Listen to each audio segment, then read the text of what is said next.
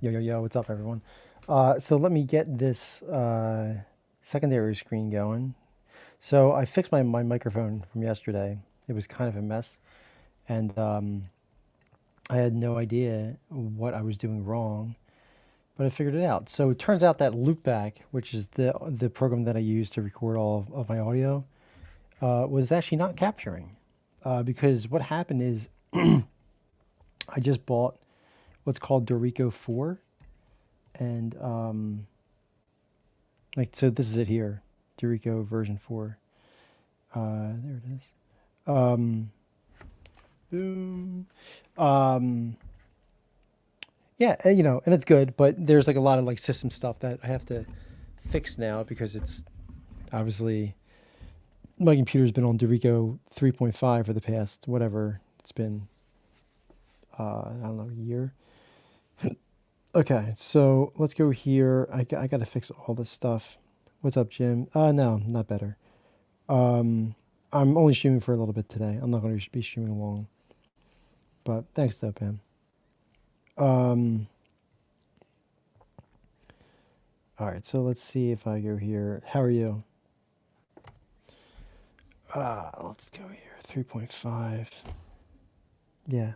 No, I'm in a I'm in a permanent disability thing. Like this is not getting any better, and I should stop thinking that it's going to, because I'm fucked. Big time fucked. All right. So let's go here. Like I couldn't even concentrate today. So I don't know what that means. Like, when I get older, do I just like want to die? Probably, because my life is so far in the shitter. Oh, no, don't quit. Um, all right, so let's go here. Key commands. Where the fuck is this goddamn thing? Here we go. Oh, it's a restream. All right, so repeat. Let's go repeat, add, apply, close. Okay, so there we go. So this was actually not, oh, come on. Yeah. Go here. All I'm hoping for now at this point is that my stocks go up in the biggest stock market bear. Like that's the other thing too. I mean, it's so much self pity. It's not even worth talking about because it's a bunch of fucking vocal diarrhea. It's just me bitching about things. Like the thing that I get the most upset about is I had been looking for work for, I don't know, 6 years. I finally get a job, and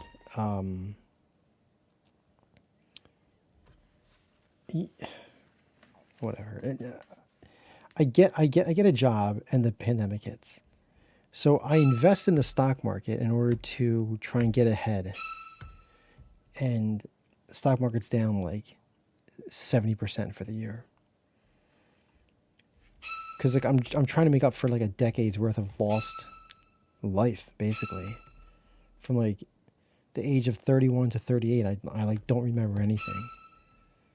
So like all those lost wages, all of them, I mean, so I'm trying to make up for lost time. I'm trying to visit friends again, trying to, get a job, get ahead, and like everything I do since that accident has just been fucked. I mean, like, just the universe is saying, fuck you, you fucking piece of shit. You're gonna die. And if you don't die from this car accident, you're gonna want to die because you're not gonna be able to fucking hear correctly. So surviving the accident is actually the easiest part of it. It's not killing yourself after the accident. That's the hardest part.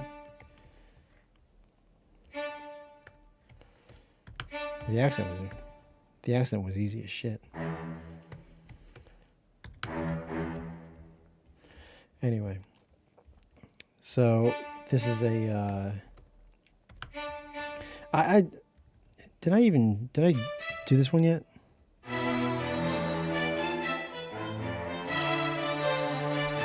Oh, these are ugly. Yeah, these are ones. Okay. Wow. There we go. Put that there. Then let me just grab the two here.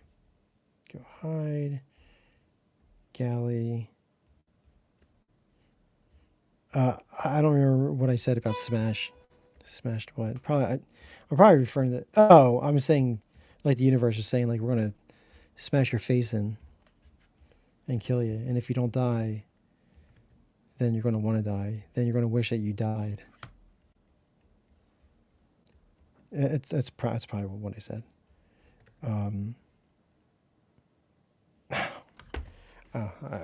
I think I was actually referring to my head being smashed in.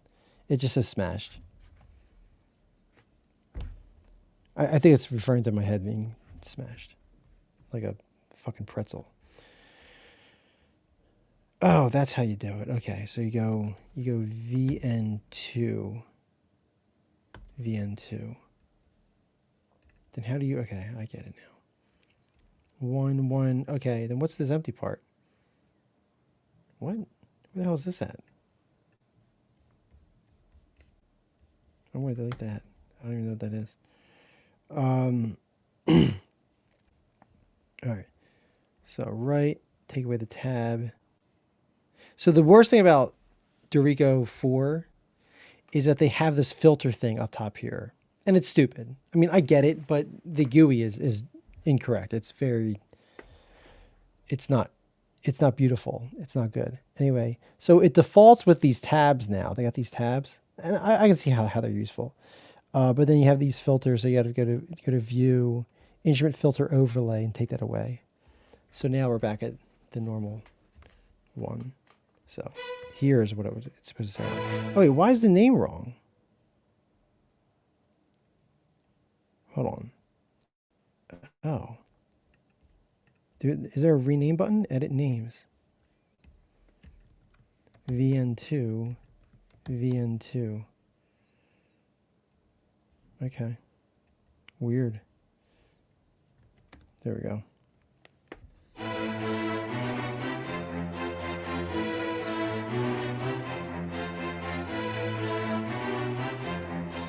So this should, well, I want to keep it, right? Don't try to re-edit history. Right, Jim? Like I was going to change those measures right there, but yeah, might as well just keep them. Oh no, do you need to relearn it? Did they make a lot of changes? No, they fixed a couple things. There's a few bugs that I've sent in. It's actually pretty good. My favorite thing about it is that it's actually M1 native. So it's native to the Apple ARM chip. So like it is speedier. I can feel it. It's a little bit faster, which is good, obviously. But what else? My favorite thing by far, well, I guess that's a big thing about it being speedy and native. My favorite thing probably by far is that this play button got completely overhauled from the bottom up, and it is so much better. It's faster to go in and out of. The mixer here is easier. But the most important part of this play section is that when you go here, it actually selects, like, see how that says channel 3? Let me do a presentation. Oh, by the way, I mean, if you want to start bitching about houses, there was a house I almost bought about, I don't know, 6 weeks ago. The house was $150,000. They took it down and they relisted it for $225,000, which is like, your income didn't go up in the past 3 weeks by 50%. I just don't know what the end game for this thing is. I mean, it's just out of control. This one, I'm trying to see if I can show you without giving away like the address or anything. I mean, it's crazy. It's out of control, man. Like even this, like, you know, like look at this chart like this.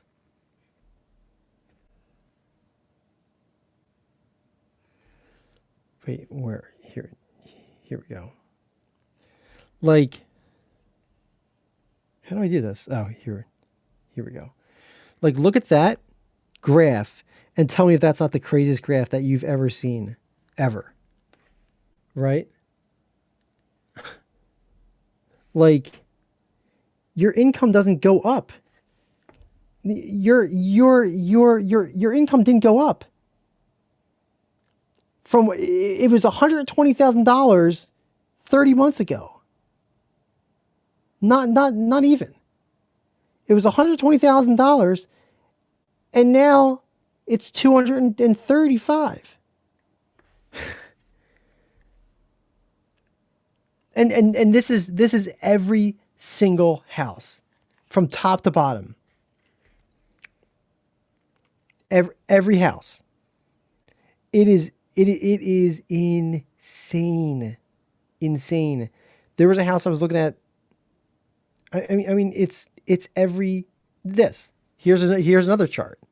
Like look at this one. Like this one went from 180, which was still pretty high. Now it's 207, 260. I mean, just in the past 4 months since March. Oh, okay, no, this is the past year. Just in the past year, it's went up $70,000. It went up from 200,000 to 270. Well, I'm stretching it. It went from 210 to 260.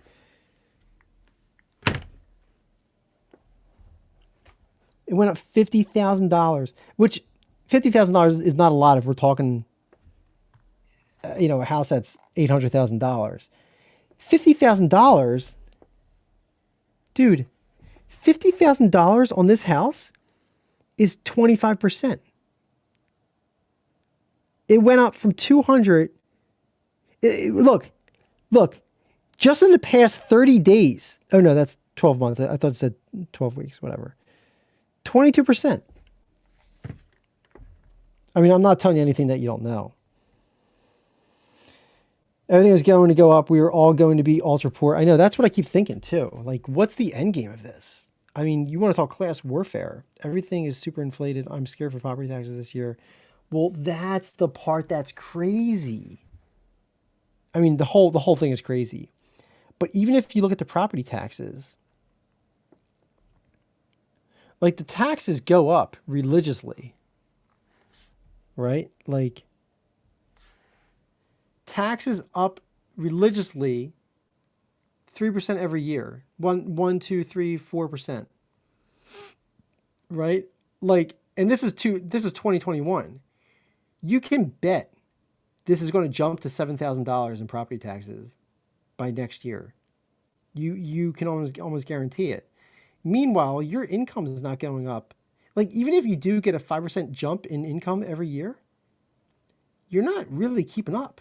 I mean, it's not good. I don't know how, because even with supply and demand, I get it. There's no more inventory. I get it. But even when there is going to be inventory, you're not going to sell your house for less than what the market sold 6 months ago. You're just going to hold on to it. You're just going to hodl. And the scary part is when interest rates rise to 8%. Because right now they're only 3.5%. When interest rates rise, you're now going to have an entry-level home is going to be $300,000 with 8% interest.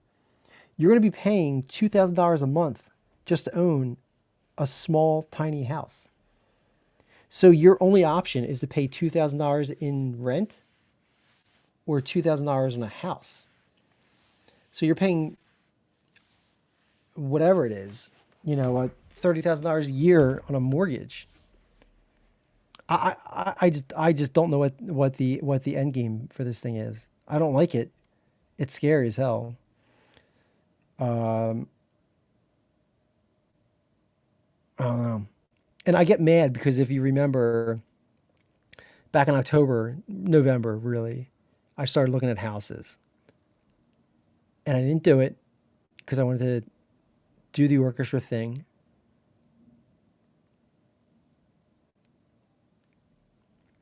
And now it's blowing up in my face big time to the point where I feel like I've lost both those things. I've lost the orchestra and the house. The, if I didn't have my new job, I don't know where I'd be right now. I'd be working at the college for whatever, 15 bucks an hour. What the hell's that clicking sound?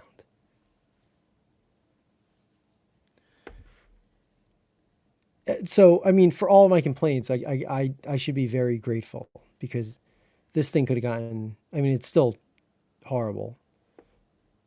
It could have been 14 times worse if I didn't go back to school. You should definitely do the developer thing, JB, because it pays well. It's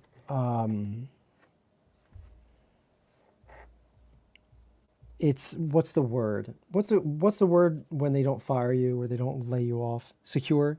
It's secure. It's fun. And see, I even think like maybe I should just travel through South Korea, right? I mean, if housing is so expensive, maybe it's just cheaper to travel. What's up, Connell? I got my two video editors here, JB and Connell. I'm just bitching to JB. So I bought these like I always do. I gotta stop. I gotta shut the fuck up on it because I'm bitching like a little bitch. I bought these and I hate them. These Gorilla pads. The thinking was I would put these below my foot pedal. That's probably why I got one viewer because I keep on dropping the F bomb. So YouTube's not promoting my channel. Starting today, I'm going to stop cursing. Starting today. Why is this yellow icon here?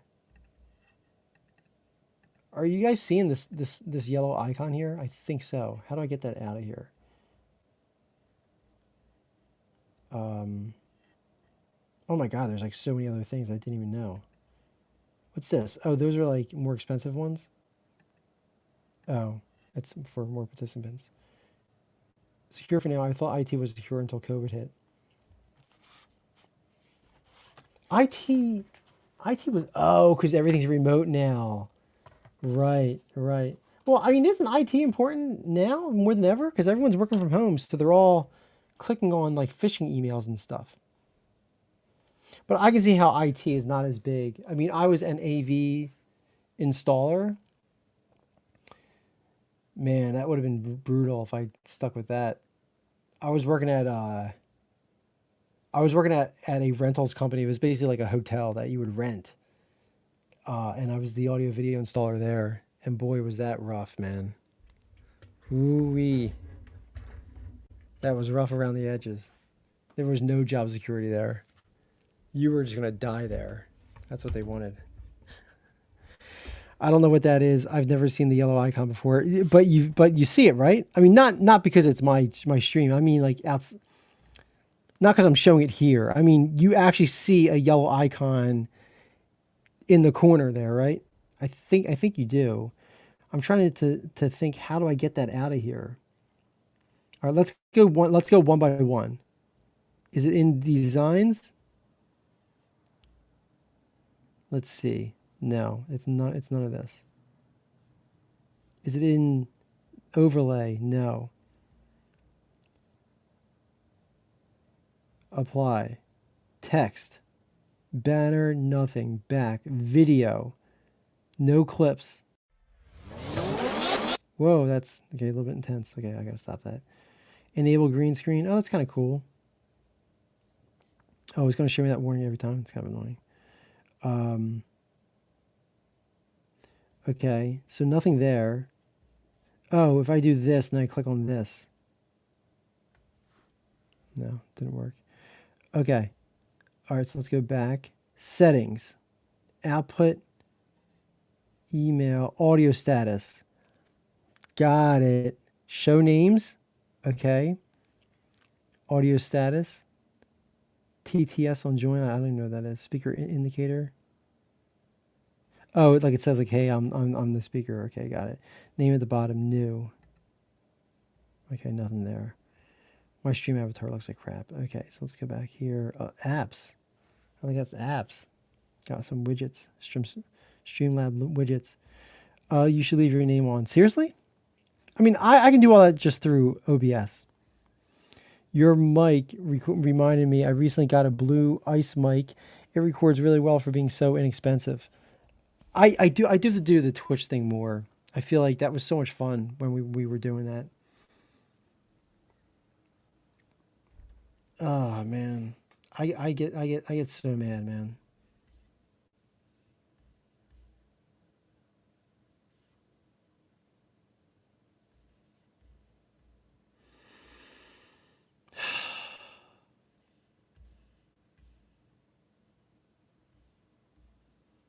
Anyway, so that's Dorico 4. Oh, I'm getting so mad. I like just fire, man. And how the universe can just crap on me all day. Some people are into that sort of thing. Oh man.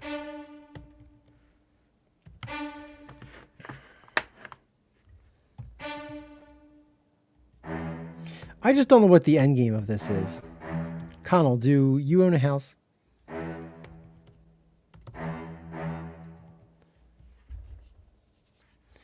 Like, okay, so think. Kids graduate college this year.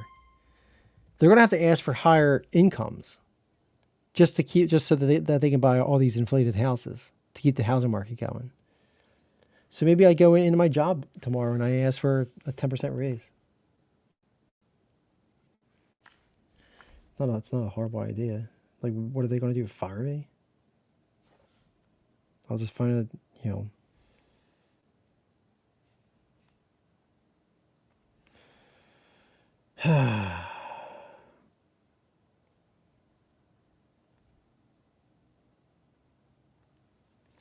I really just should.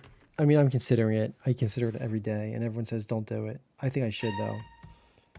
Just leaving and just starting this orchestra thing. Just taking a will and a prayer.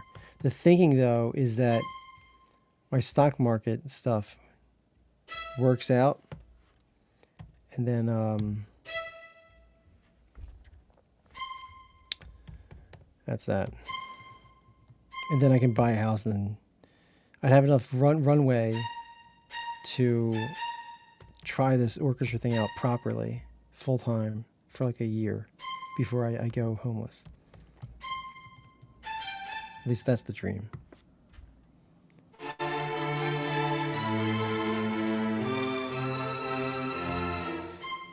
You and me both, Cons.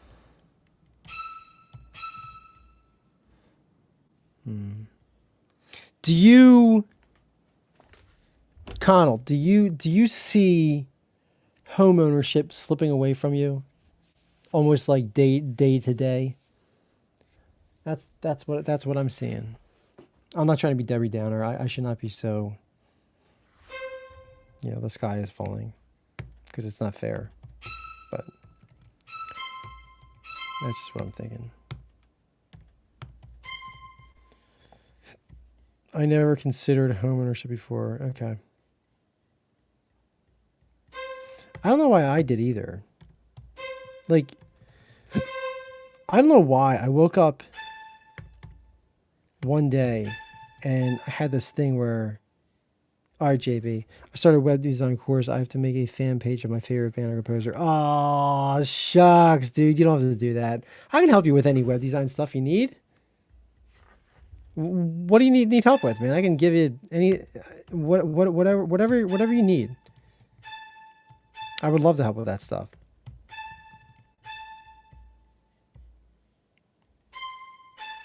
But I think I mean I think that doing front end work is good. But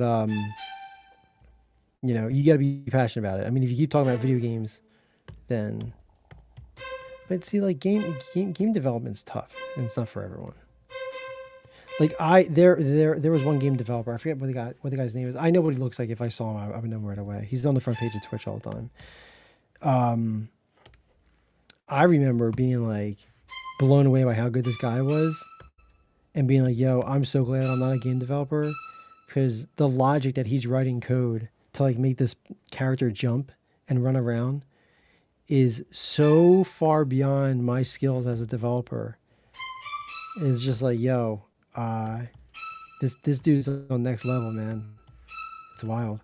Really never wanted my own home. I only started thinking about it, but I would rather do that when I go back to New York.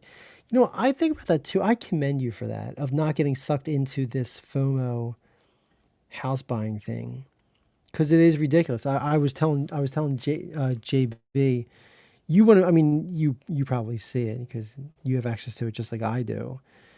But when you look at the cost of these houses, I mean, like this, like here, if I can find it, like here, like this is like here's a house. Wait, let me see how I can do this. There we go. So like here's a house that was relatively cheap as dirt a couple years ago. Not even long. It was like 16 months ago. The house was $160,000. Now it's suddenly almost twice. It's 280. That's not twice, but it's pretty close. It's 80% jump. So it's just like a house that was $160,000 like 14 months ago is now $270,000. It's more than $250,000 to buy this house, and it's like a hobbit house. It's like a house like for rabbits. It's a dump. I don't know, man. I don't know where this thing goes. I don't know how it ends. All I know is I don't like it, and I don't know if it's sustainable.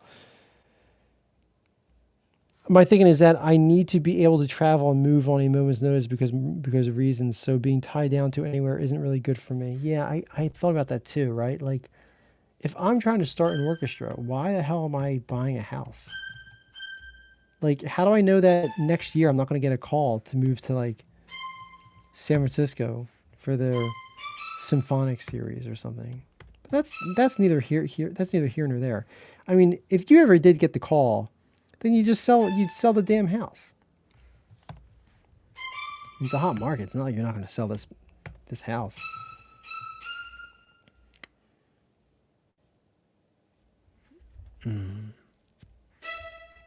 I just get so sad for myself because I've had a lot of opportunities in the past 5 months to buy a house, and I didn't. There was this one house I had my eyes on for the past 3 months. This is where I get upset. And I didn't buy any of these houses that I liked because I said I'm going to wait for this one house to come onto the market. The house was pre-market.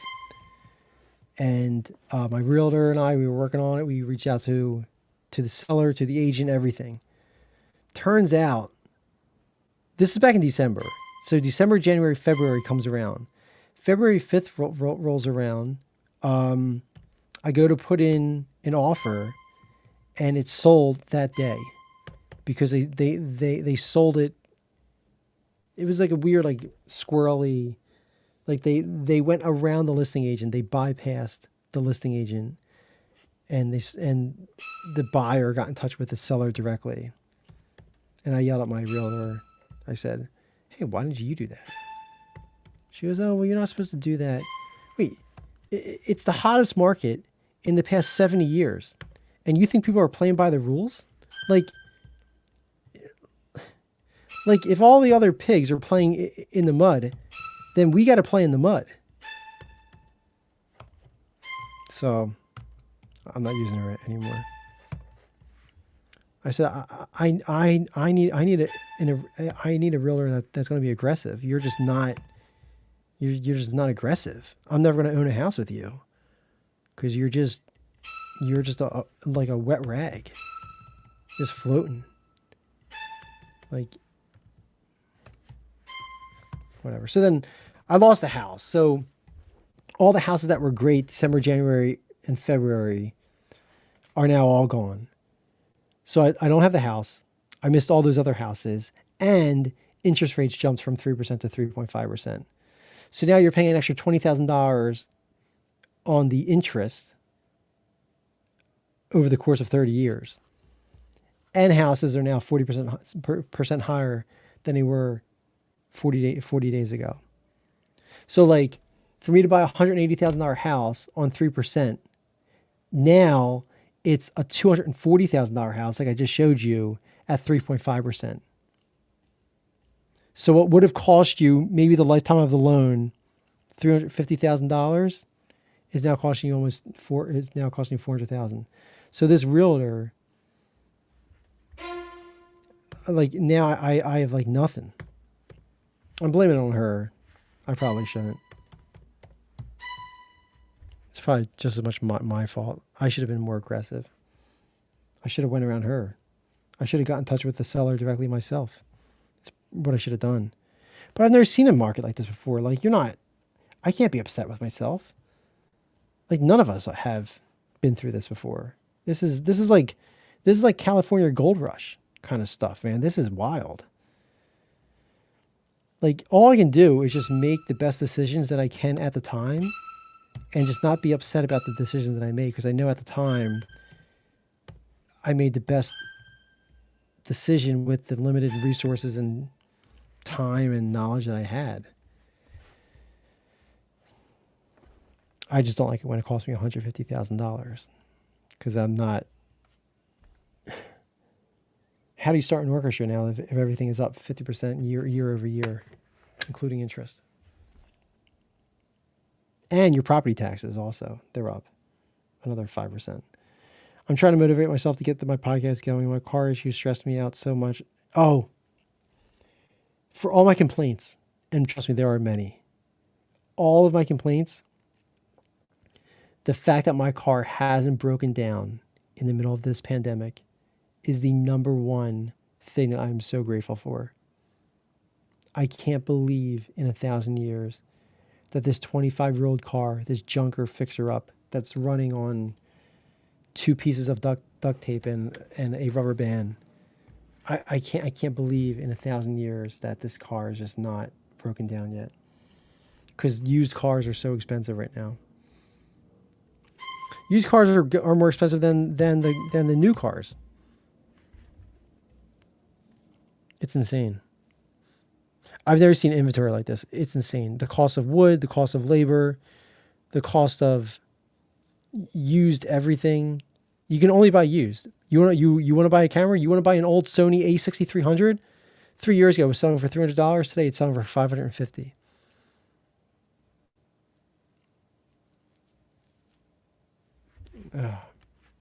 Used. The camera is 8 years old.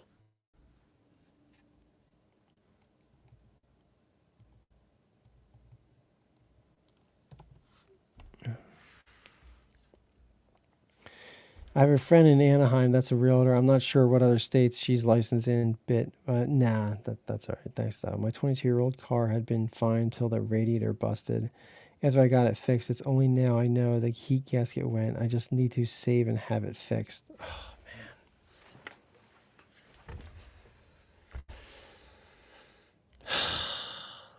I don't like to hear that. It's just so... It's so insane.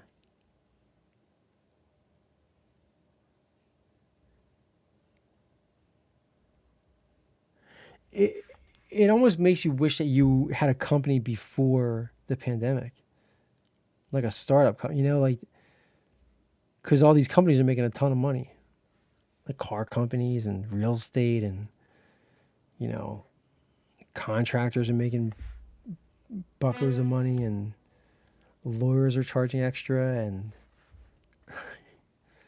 everything, everything is just extra.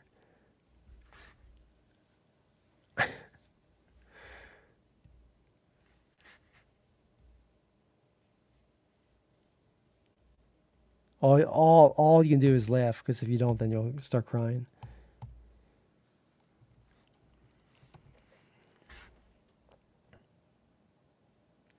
I feel like it's my own fault. If I paid attention to radiator fluid level, this wouldn't have happened.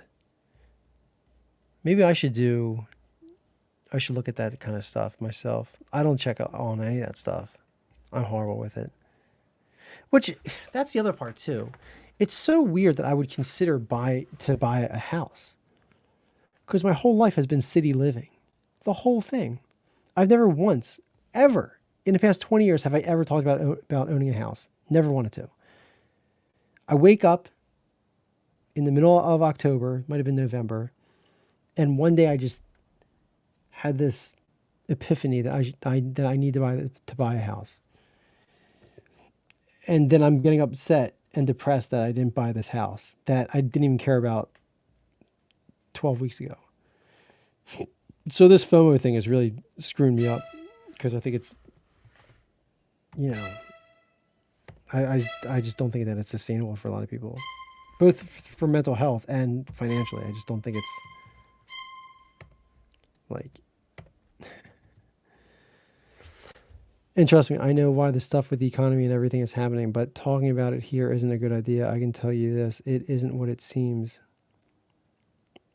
I don't get it. I don't I don't know what that's supposed to mean. It's not good to talk about it here. I don't I don't understand that part.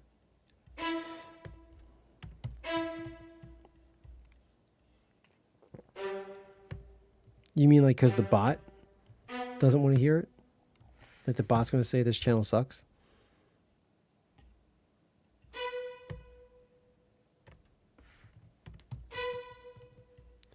My podcast will explain. Oh my god, it's so cryptic.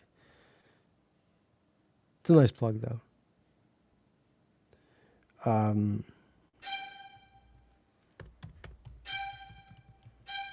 Once I get it recorded, I gotta wait. I gotta wait like 2 weeks for the answer on this cryptic message. Why it's not good to mention it here? Can you give me a hint why it's not good? Does it mean like I'm gonna die soon? Is it like a future thing? Is it a bad luck thing? Thanks, Wall. You know what? I wore this sweater to a Star Trek event, and it was pretty good. People seem to have liked it. I feel like that they liked me more. They were all sorry for the talk, but YouTube isn't very friendly to free thinkers. Oh my god! Oh my god! That's brutal. Khan, I don't know what you're saying. Wait, let me try and read between the lines here, Khan. Hold on, Wall.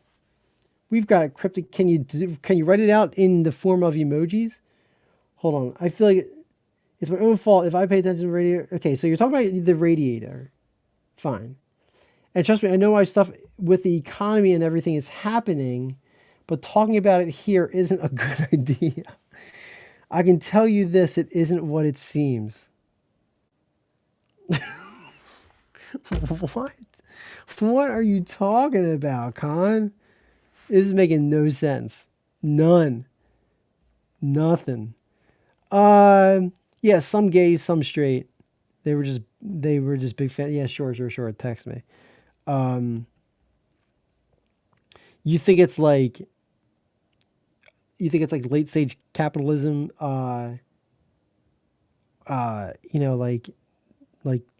almost like what do they call it when there's different tiers of people? Not wage. Something warfare. Not social warfare. There's another name for it. Salary warfare? No. Income warfare? No. There's a status warfare. It's one. I feel like it starts with an S, but maybe not. Um, what is it? Like rich people versus poor people warfare? What's that? I don't know. I forget. I keep thinking status. I don't think that's it though. All right. Okay. So let's go here. All right. So. All right. 5, 6. All right. So mass psychosis is part of it. Okay.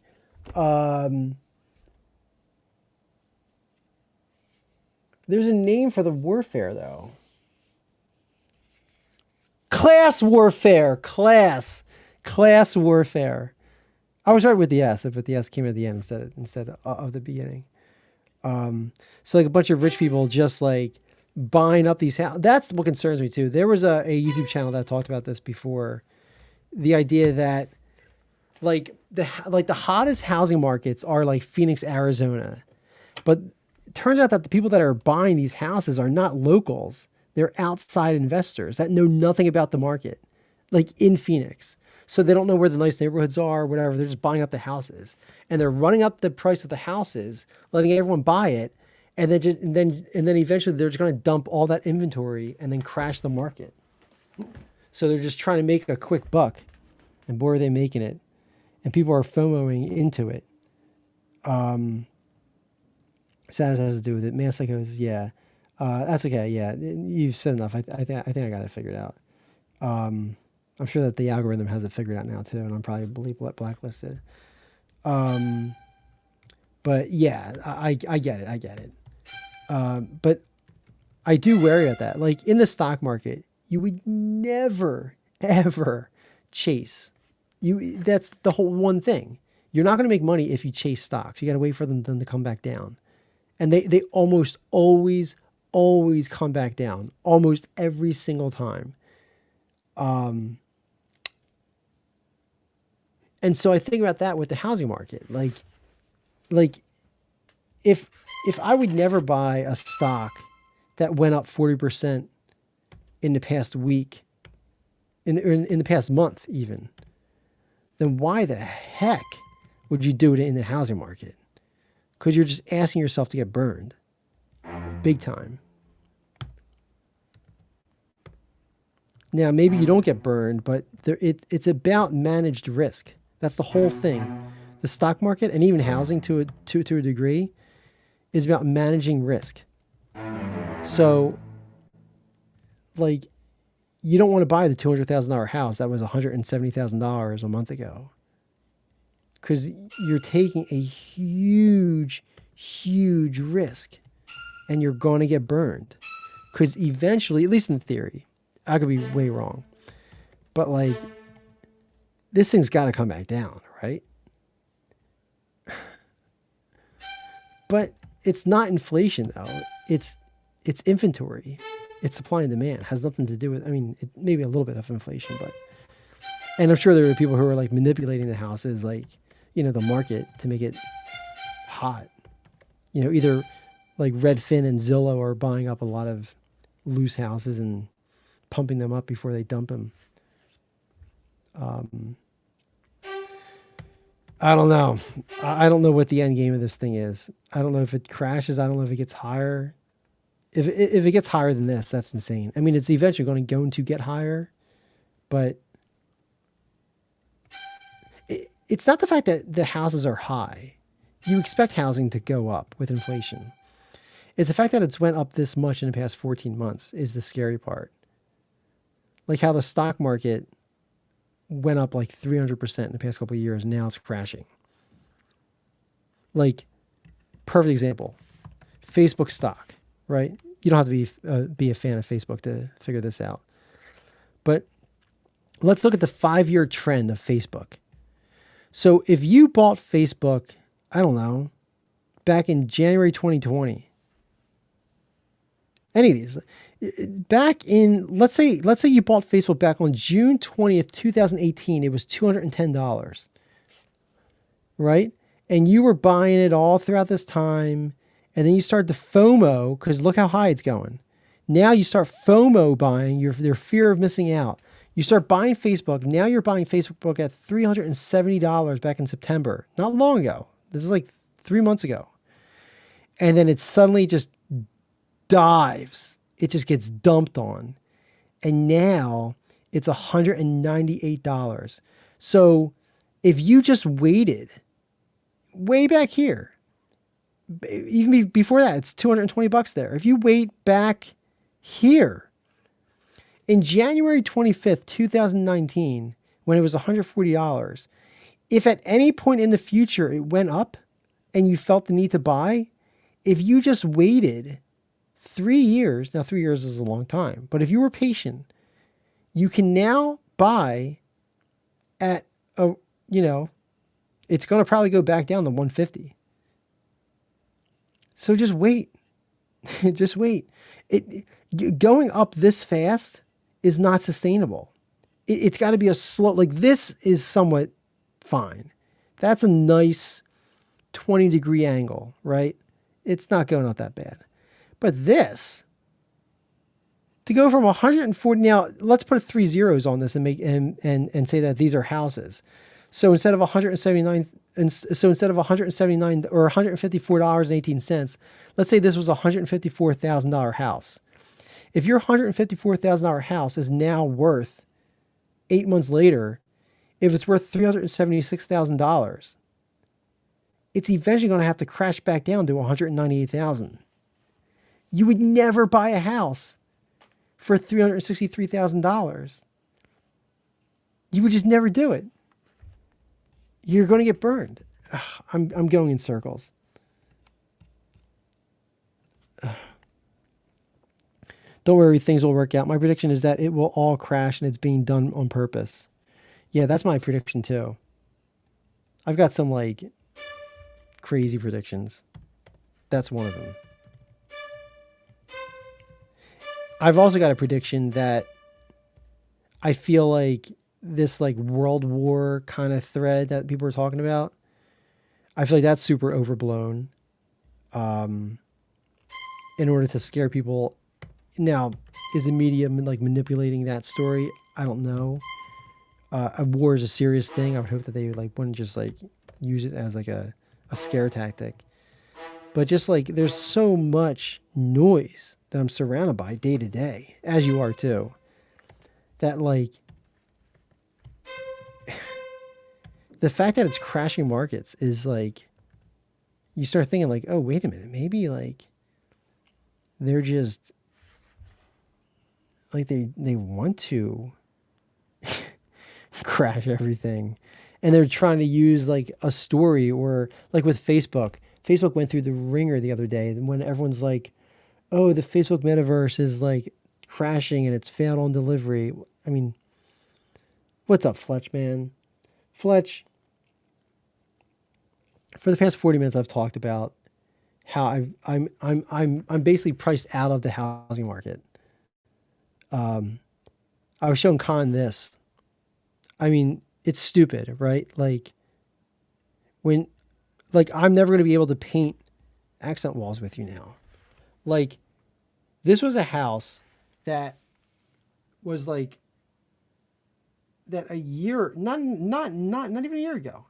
Oh my God, it's like, it's all screwed up. Hold on. Oh my God, this sucks so much. I'm just going to cover it. You know what? I'm going to cover it. Piece of crap. Hold on. There we go. That's better. All right. So look at that. This is a house that so much as like 4 months ago was $170,000 and it's now $270,000.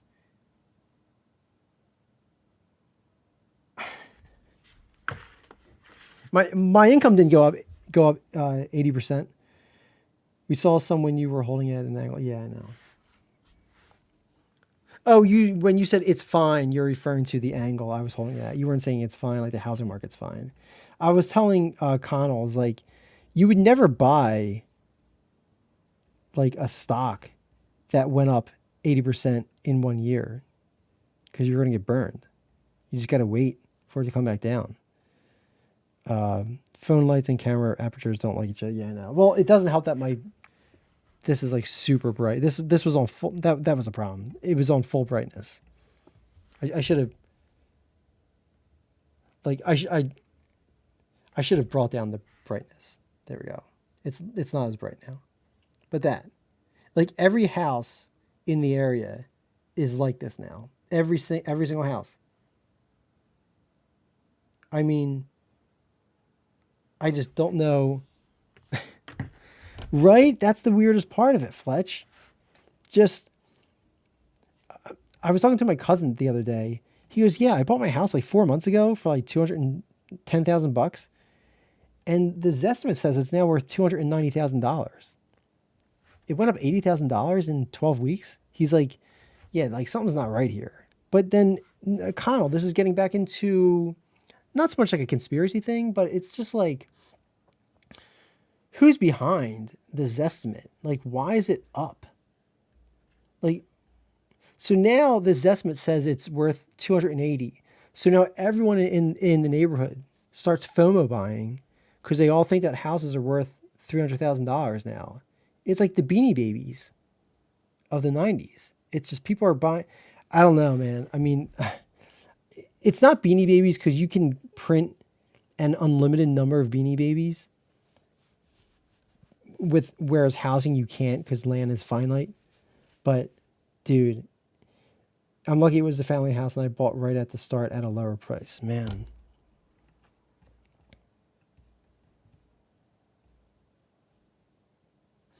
Estimates are based on the selling prices of others. So yeah, I know. It's all comps. It doesn't mean it's gonna. I don't know.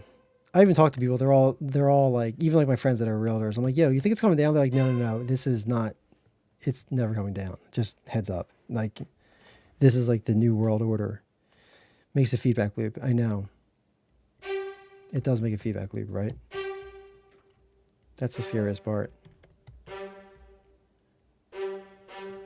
I was chatting with someone today of like, how can I just don't see any end to this. Because like, okay, if wages are up now, because everyone's trying to combat inflation, right? Like you hire a carpenter, it's now $100 an hour. If you hire an electrician, $100 an hour. It used to be like $40 an hour a year ago. All right, so wages generally don't go down. You're not going to work less in a year from now because you've already tasted it. And so, okay, so now wages are locked in. Let's call it $100 an hour as a contractor. Okay, if wages are up and wood is up 60% year over year, and land is up and taxes are up. You look at property taxes, they're up buco's money. If everything is up, then the new houses that go on the market, because it takes a year to build a house, right? So there's no inventory. You're going to have to wait a year to build a house. When that house gets built, it's not going to go on the market for $140,000 because the house and the labor and everything, they're not even breaking even until they go to $300,000. So now you're going to have this house that was $120,000 a year ago in a small town. And the new house, same house, nothing's changed. Everything's the same. The break-even point for that house is going to be $350,000. And then the profit for that house is going to have to be $420. So now you're going to have this gap, this insane thing where either the expensive house has to come down to $200,000, which it's not going to, or the $120,000 house has to inflate to $400,000 to match the new inventory. And it's going to be the latter, not the former. You can bet. And my income won't go up 400%. So I don't know what, I think I should just buy and just shut up. It might come down a little, but it's going to be up there for a long time. I know, man. I know. And if it comes down, you're not making money even if it comes down. Because even if it comes down $20,000, when interest rates rise to 8%, you're gonna pay the same $20,000.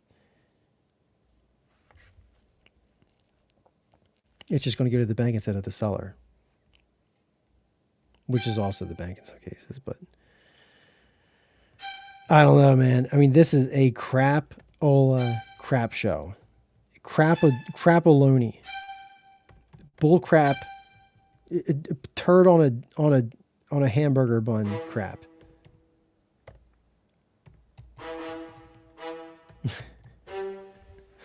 Oh my God. I'd love to learn how to build my own home. I find it would be rewarding. Add in the market gap where houses are more valuable as Airbnb, and housing is a great investment for millionaires who can outbuy all of us.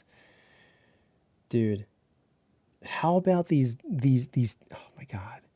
There are these teepee houses, teepee Airbnbs. This guy made a video on it. He buys these little teepee houses that cost like $10,000 to make.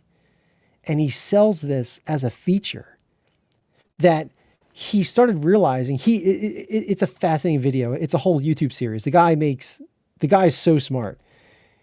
He starts realizing that if he bought a $500,000 house, like a mansion, he can rent it out for like $200 a night and make a okay living. Fine. Jersey Shore teepee that you can rent on an Airbnb. So you can, or his other option, his business model that he came up with was, holy crap, how about I just build 500 teepees and just pepper them all throughout the state of California and, Arizona, whatever, and charge $300 a night. And it's like, oh my gosh, this guy's a genius. First of all, there's no plumbing. You have to poop in an outhouse, and that's a feature. And he sells it on Airbnb as like, experience what life was like in whatever, like the 1600s or in the 1700s. So like people are just in droves going to these teepee houses. Now it's nice inside. I mean, they're not dumps, but there's nothing here. This is like $300 worth of IKEA furniture, and that's it. And he is just boom, boom, boom, boom, boom, just making stupid money. He left his job to start this Airbnb teepee business, and he made a couple of videos on it. I mean, he's made a lot of videos on it, but he said that like now he makes like $1 million a month, and I'm like, dude, this guy's got it figured out, man. This guy's got it all figured out. You build a house for $1,000, you rent it out for $400 a night. Oh man. And also land is going to be going up because more and more people are realizing the industrial food web is very fragile. So more people are turning to gardening, cultural appropriation, and greed. How's gardening appropriation? Oh, you mean like the Indian thing. Right. No, I get it. It's just, I mean, it's genius, man. I mean, it's ruthless. It's dog eat dog. It's capitalism. It is just, is it late stage capitalism? Maybe. I mean, I don't know, dude. This is just, to think that I could have bought $20,000 worth of TPs a year ago and probably been retired by now and just hired a a property management company to oversee this real estate. And then I can just have started my orchestra. Self-fulfilling, just residual income, everything. The dream, right? It makes me sick to my stomach.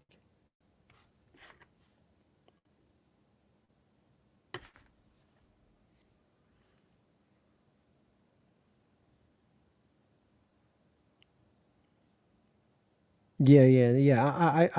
I knew what you meant, Flash. Dude, it is just, It's my fault. There were houses I could have bought the past couple months and I didn't because I had my eyes set on this one house that was supposed to come to market in December. And I saw houses I loved in January, loved them, didn't buy them. Saw houses I loved in February, the past couple weeks, didn't buy it because I told my realtor, I said, I don't love any of these houses. I just want that house. We had a 3-month jump start on this house, and she blew it. We didn't get it. Two in the bird, one in the bush, whatever that saying is. I should have just went with the sure bet instead of taking risks. Same thing with my life, right? I mean, I should have just lived a normal 9 to 5 life. I'd have a lot more money. I'd probably have a house. I'd be way happier. A dog, white picket fence. I'd probably be married. Here it is. I took a big risk on my life, and now I got a brain injury, tinnitus, hyperacusis, nerve damage, and not much. Definitely don't have my music. I mean, I got my music, but barely. That's a self-pity thing, but it is worth thinking about. And everyone's got their own story, so I'm not trying to be, righteous on that front. I've checked out survival channels that show how to build your own home. There's some impressive builds. Those survival channels make stupid money, by the way. If you want to make big money, just build houses in like third world countries. Set up like 10 GoPros. Like here, house. Here, like YouTube house build in the forest. Like here. Like this. Sorry. Here. 82 million views on YouTube. 40 million views a year. About 30 million views a year. And all this channel is they're just building houses in forests. That's it. It's muted right now because if I play the music, then I'll get a copyright strike. That's it. Just rip out a couple trees, cut a. I mean, there's craftsmanship here. I couldn't do this. That's it. This video costs nothing to make. 10 GoPros. Sure, there's a video crew. I don't know. Let's call it $3,000 to make this.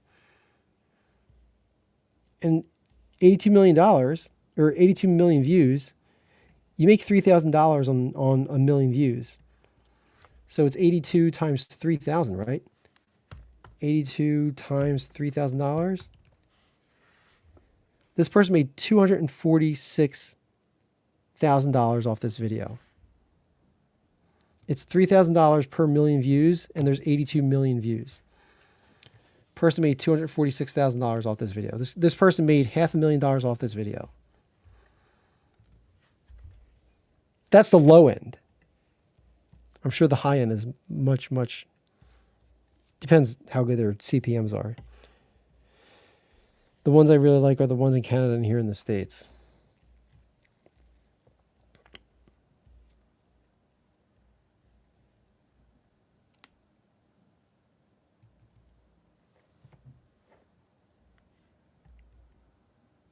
When I was teaching at the college, did I ever tell you guys this story? I was at the college for like 3 years. And at the end of each semester, I would complain about how they weren't offering me full-time work. Yet they were interviewing me for it. Like they were like, but the college had a lot of like financial problems. And so they kept saying like, hey, we're below budget, but, we want to bring you on full-time, like next semester, like once things are better. Okay, great. Well, they said that every semester. And so my my parents, my friends, they were all like, just give it one more semester. And I'd say, okay, fine, right? Because like I'd been out of work for 5 or 6 years. It's my first job that I've had since the accident, and then everyone's like, "This is your first part-time job. Just stick it out. Don't let go. This is like your lifeline, right? Like you've been asking for a job." And after each semester, the college would be like, "Hey, like that job that we interviewed you for, we're not hiring now because the budget still isn't being balanced." So this went on for 3 semesters. By the end of the third semester, all my friends and my parents were all like, "Just give it one more semester." I screamed. I was like, "You guys think I'm stupid? Like, I'm going to be at this school until I'm 80 years old, part-time, making $15 an hour for 10 hours a week. And I'm going to be 80 years old, and you're still going to be saying, just give it one more semester. Just try it one more time. Don't let go." Like, if I still follow that horrible advice, I'd still be at that school right now. I'd be teaching lessons on Zoom.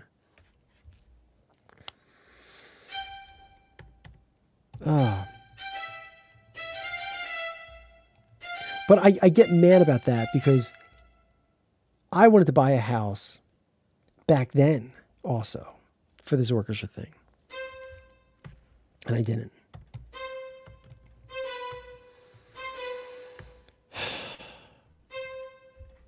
And I get mad because housing has went up from 2019.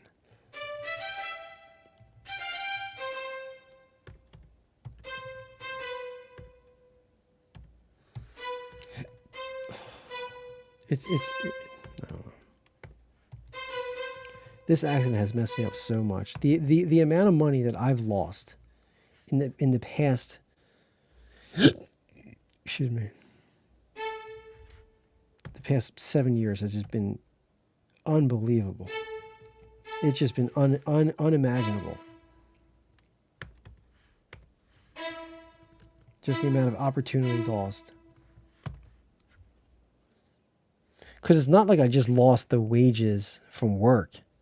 It's about the compound income that I've lost too.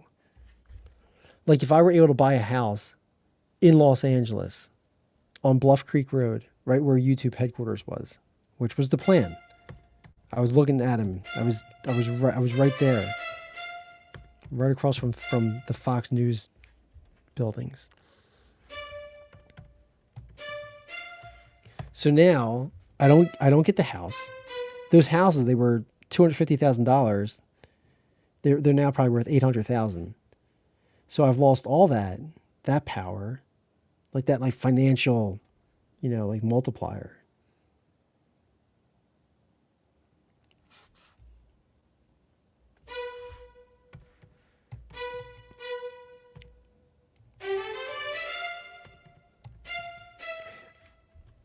I don't know, man.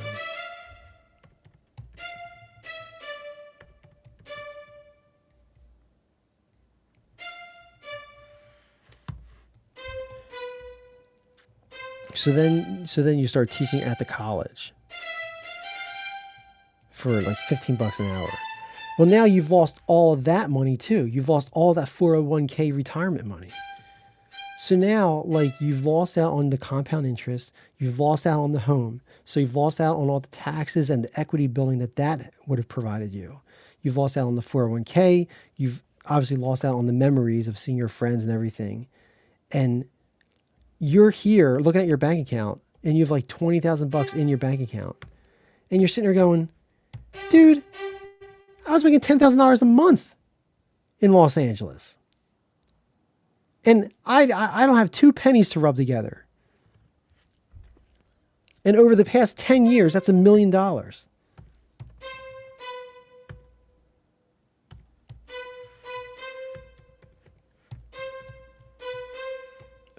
It is just...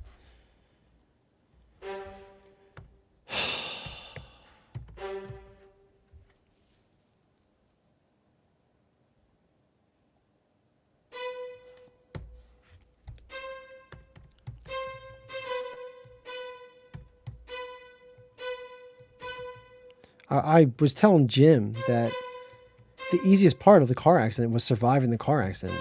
The hardest part is not killing yourself afterwards.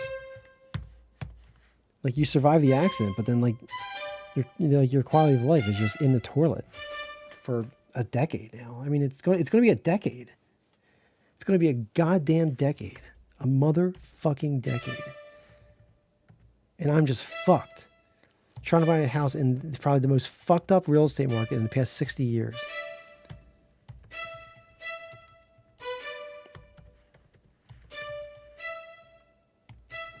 It wasn't even supposed to be like this. This was not the plan. This was not the plan.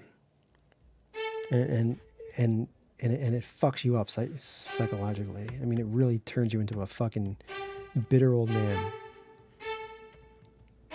Because I'm fucking pissed now.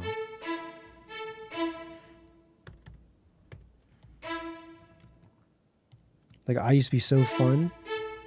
Now I'm just fucking pissed. Now I'm like torch earth. Fuck it all. This whole fucking thing is just the shit. But it's not just me, right? Like, that everyone has their own problems. But man, but I feel like sometimes like those problems are maybe not. There are times when I think that those problems are self-inflicted, right? But maybe not. I just feel like I've done everything right, man. I made people happy. I was a good person. I don't even think I cheated on a test. I don't even think I broke the speed limit. I just, like, you do everything right, man. And it's just like, you know, work your ass off, try and build an orchestra thing. You start working, you do production work at YouTube headquarters. You start working with all the top talent in all of Los Angeles. Everyone from Judge Judy to Mark Wahlberg to Sinbad to Pentatonics to everyone. You're the guy. Everyone knows to give you a call if they need a violin. Everyone. And now I'm living in New Jersey trying to buy a house for $140,000. Yeah, I get it. Dwelling on it is not healthy. You have way more in your account than me. I have no savings. This is never the plan. I lost a decade of my life when I stuck in Texas, but it did give me valuable lessons. I'm actually less bitter and more wise to the world. I lost a decade of my life.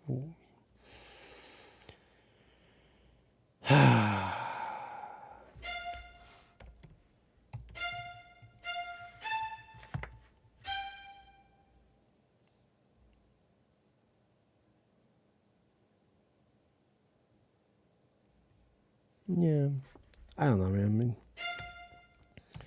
I think the talent I was working with they were pretty good. They were pretty good time. I don't have any bad experiences in Los Angeles. I mean, other than that, but like, that's not true. I had this one. I was at a house party once, and there was drinks involved, and it's fine. Like, house party, you're drinking with a bunch of people, some strangers, some fun people. A guy walks in and starts showing his gun off the people, and the guy had a couple drinks. Me and my buddy darted the F out of that house party so fast. We were like, yo, this ain't the Los Angeles that I want to see. It was just, I get the story part of it. You want to show off something, whatever. I don't think you should be showing it off at all.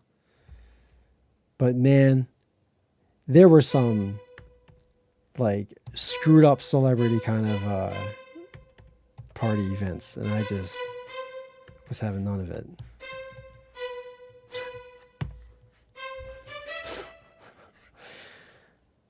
I wanted none of that.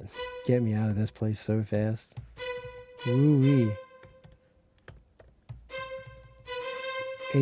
86 that place out.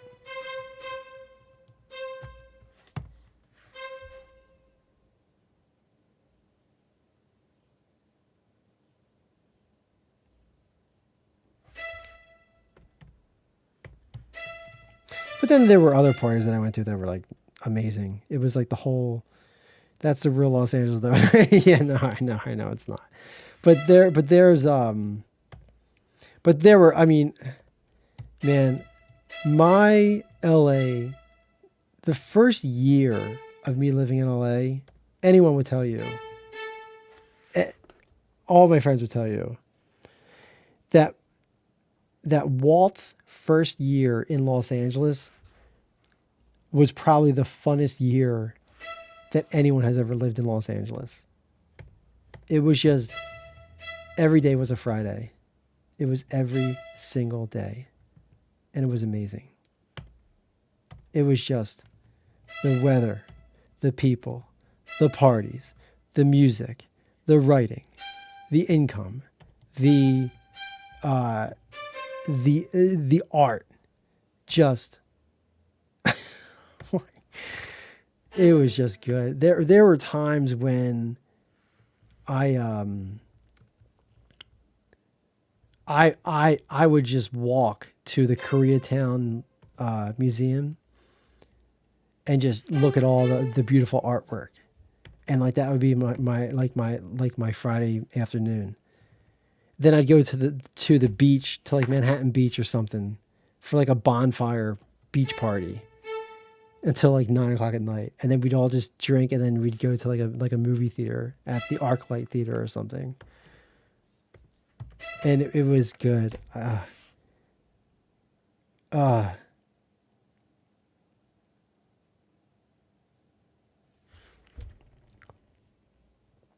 it was so much fun.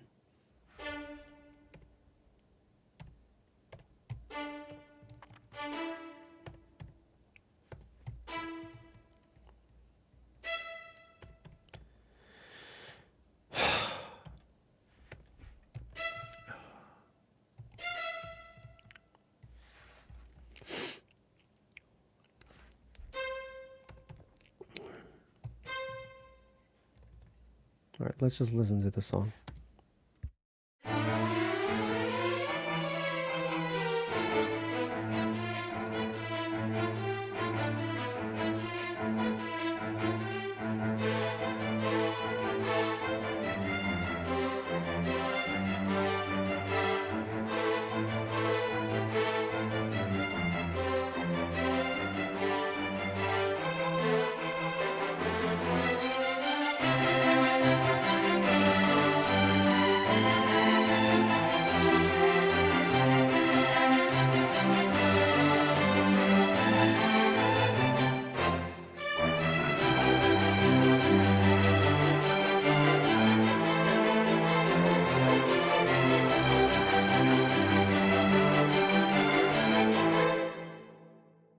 Let me just fix this rhythm really quick.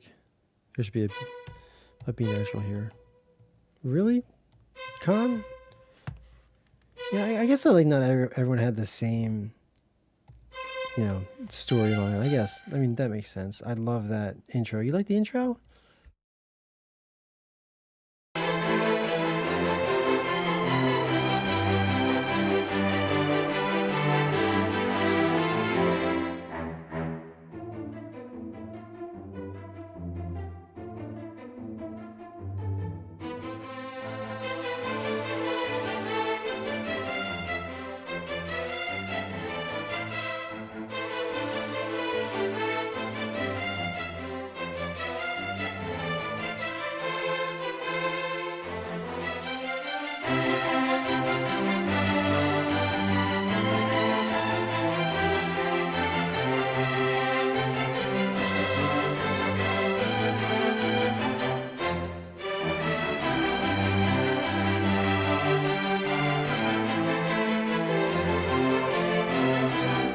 Let me fix this B. Sorry, I gotta stop doing that.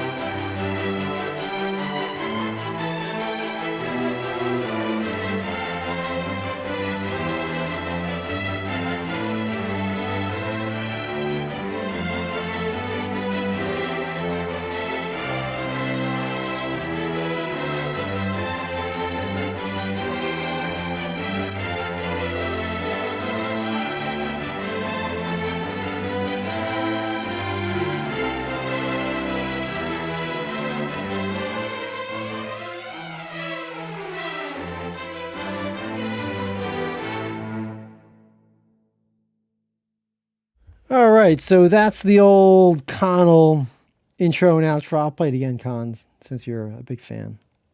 Let me see. Oh, let me try and go back here. Um, let's see. Let's go here.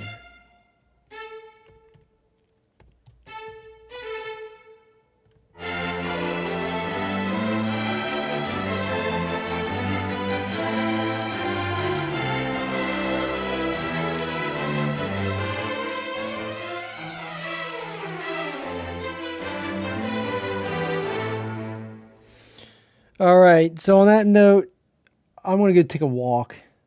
Not long, maybe a 15-minute walk. One, I feel like it's good to get some exercise because I'm trapped inside all day. But it's just good to kind of, I guess, like recollect my thoughts. The outro was awesome too. Okay, good. I'm glad. I really do. The intro felt very reminiscent of Golden Silver Age scores for like film and cartoon. Here, I'll play it again. This little, they call it Carling. The guy that came up with that concept, his name is Carl Starling. This is the composer that came up with all that Looney Tunes stuff. It's the idea that like as someone walks up the stairs, you have the notes go higher. If someone falls off a cliff, you have the notes come down. If someone looks funny, you have it go boing or something. You know, like he's the guy that thought of all that stuff. So thank him for that. I'll play the intro for you really, really fast.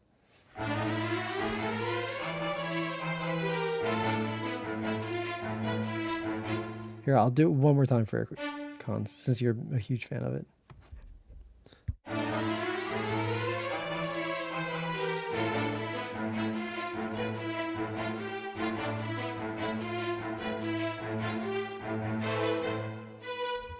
Carl Starling was a freak. You guys know about Starling? He may have codified it.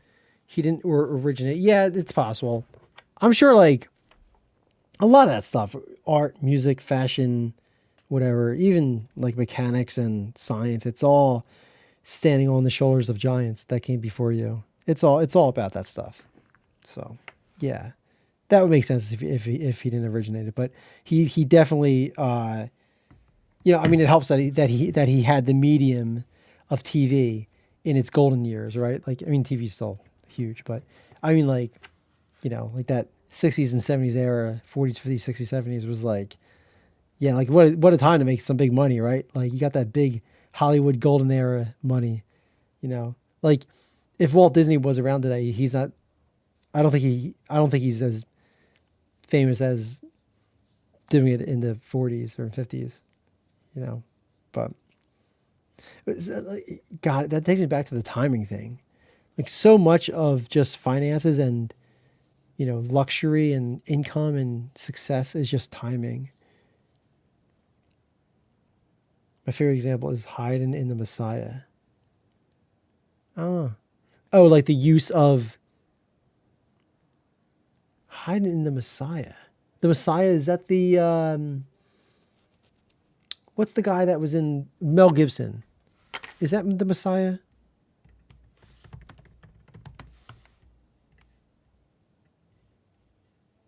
Wait, the Messiah movie, maybe.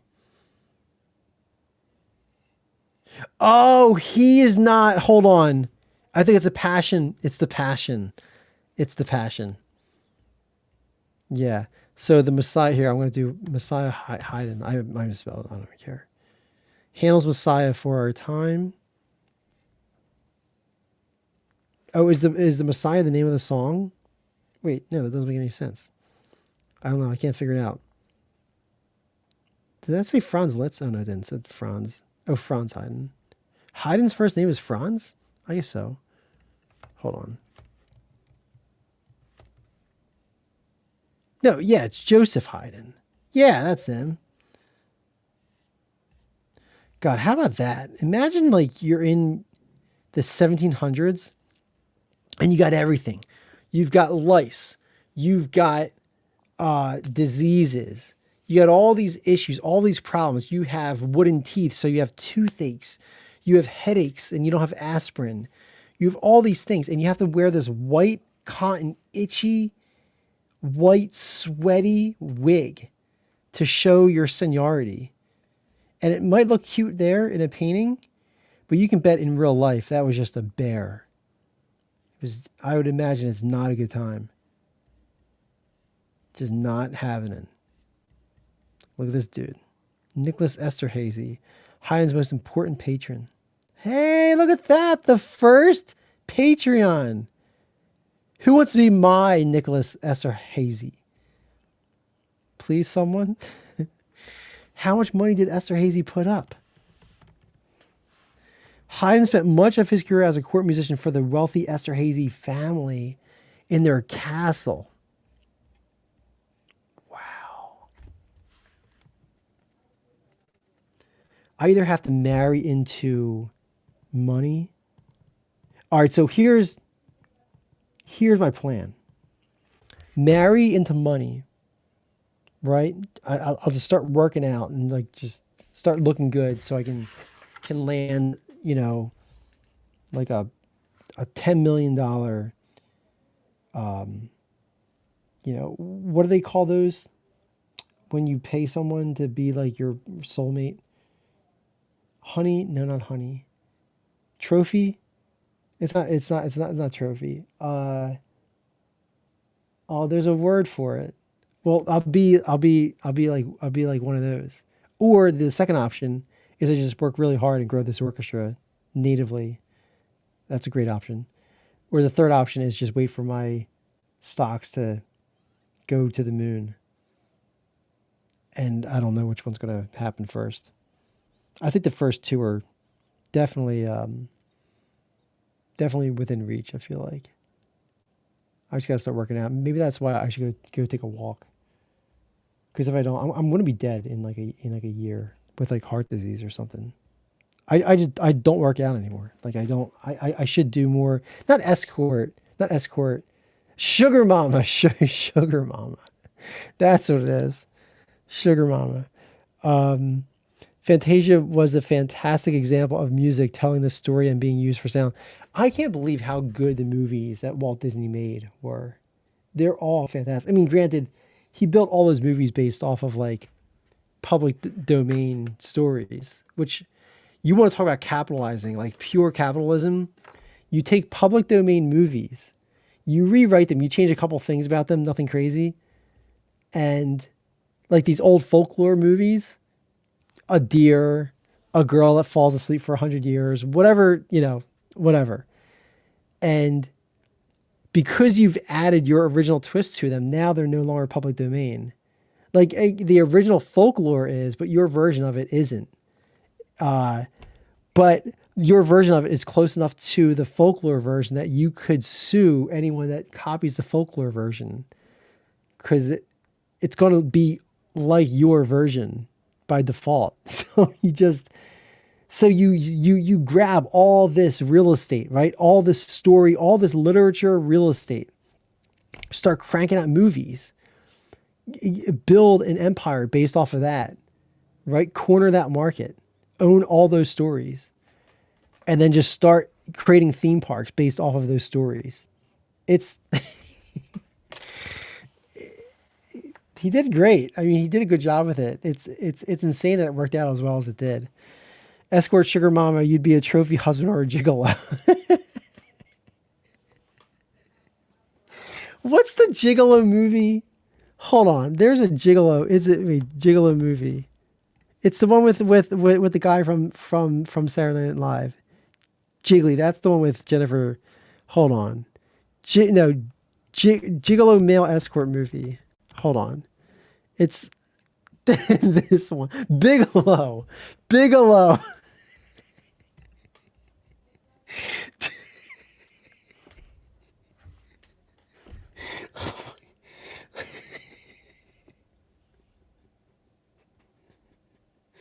That's it. Deuce Bigelow, male gigolo. That's the movie. Rob Schneider. Oh my God, that is so. What a great name for a movie. Look at this. Look at that. This is not as funny of. This is way too suggestive, so it's not funny. I like the more subtle humor. Like this to me, when he's looking through when he's looking through a door hole is just, oh my god, it's so funny.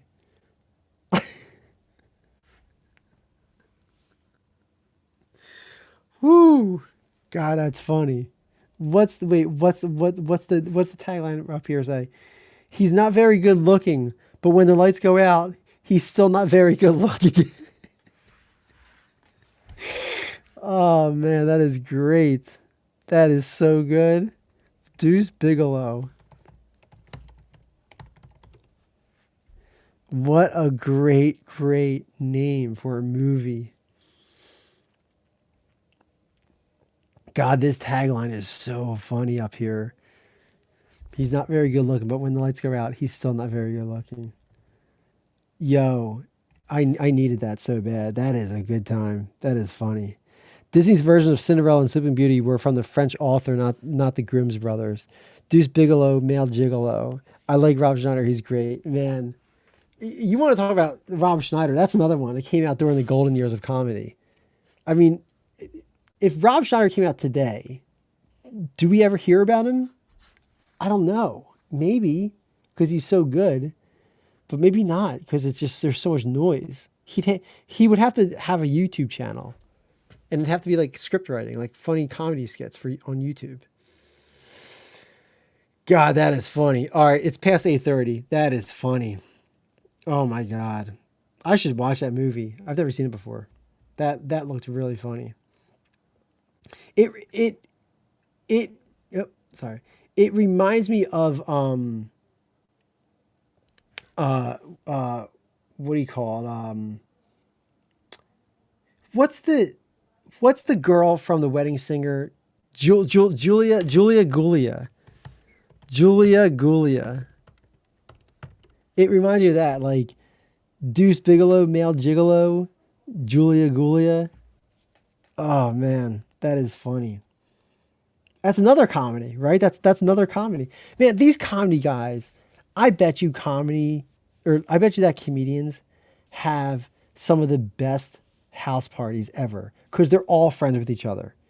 Adam Sandler is best friends with Rob Schneider, who was best friends with Chris Farley, who was friends with, uh, David Spade, who was friends. It's like it's this clique, and so that these goofy names like Julia Gulia or Bigelow Gigolo, it's like some like inside joke that they're all just like cracking whips about, just like laughing, passing back and forth to each other on script writing.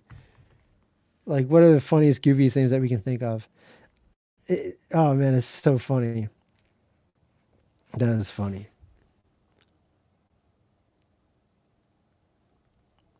Ah,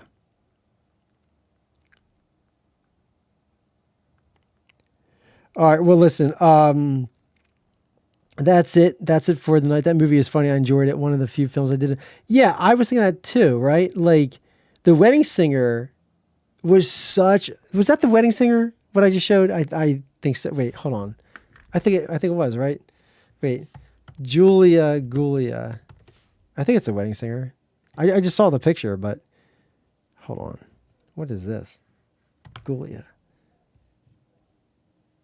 Uh, what is? Oh yeah, yeah, yeah, yeah. So here, yeah, it says the Julia Gulia, The Wedding Singer. Um, uh,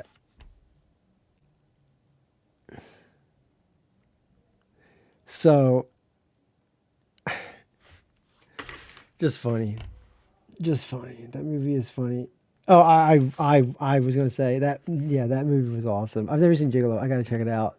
All those movies. I'm trying to think. What was the funniest comedy movie I've ever seen?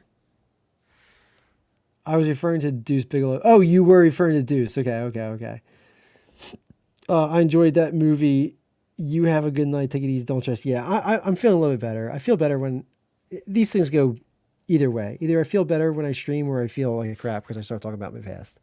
So I do get upset that I didn't get that house though. I don't. The house was one in a million. I'm never getting a house like that ever again. And if I am, I'm getting it at 8%. 8%. for $400,000.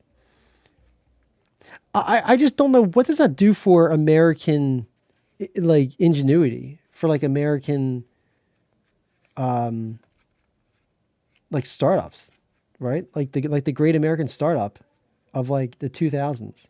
You know, like this whole workforce, Silicon Valley thing. Like if you're paying so much money, stupid money to live and rent and health insurance and everything, you're going to have no more disposable income for anything. Like starting a business, like the American way. Watch a movie, have a laugh, let your brain rest. Yeah, I shall. All right, be good, and I will see you all tomorrow.